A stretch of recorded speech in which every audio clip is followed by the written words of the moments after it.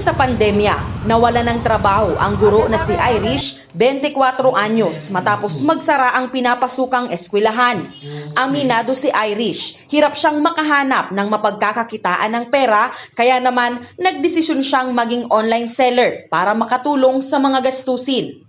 Nitong nakaraang linggo, kabilang si Irish ang mga dumalo sa libreng seminar na inorganisa ng local government unit ng Iriga, may kinalaman sa food handling and safety principles.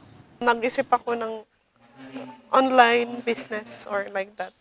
Like bangus po, boneless bangus, and then salmon belly, calamares. Like. Kabilang din sa mga pumunta si Concepcion Reyes ng San Nicolas, Iriga City. May kinalaman sa pagluluto at baking ang negosyo ng kanyang pamilya.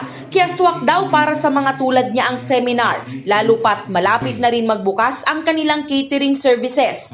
More knowledge sa tamang proseso ng isang establishment like foods, bakes ng mga cakes, pastries, mga catering, yan. Sa online, mga kakilala, referrals, mga ganyan.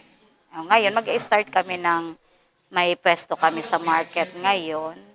Ayon sa panauhin ng aktibidad na si Firwin Malaya, isang food consultant, importanteng napapanatili ng mga food handler ang kalinisan. Ang tao masiri.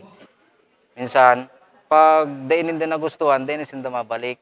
Yung government tumutulong para maintindihan nila, ipaintindi sa kanila yung mga dapat gawin, yung mali o yung tama. Hakbang na rin ito ng gobyerno upang matulungan ang mga maliliit na negosyanteng makabangon, lalo pa ngayong mayroong pandemya. Sisigurar tapang ang pigluluto po ninda, ang pigigi po ninda malinig para po safe man po sa mga consumers. And at the same time po, nakakatabang mo niya na pandemic na iyo po nga niyan, magpadagos po sindang negosyo nila.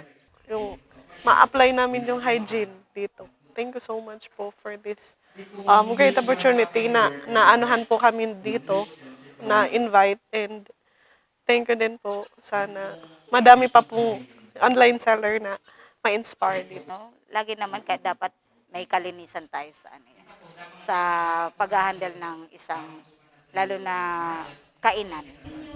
Aabot sa 50 katao na hinati sa 2 grupo ang mga lumahok sa libreng seminar bilang pag-iingat na rin ngayong nariyan pa ang banta ng COVID-19.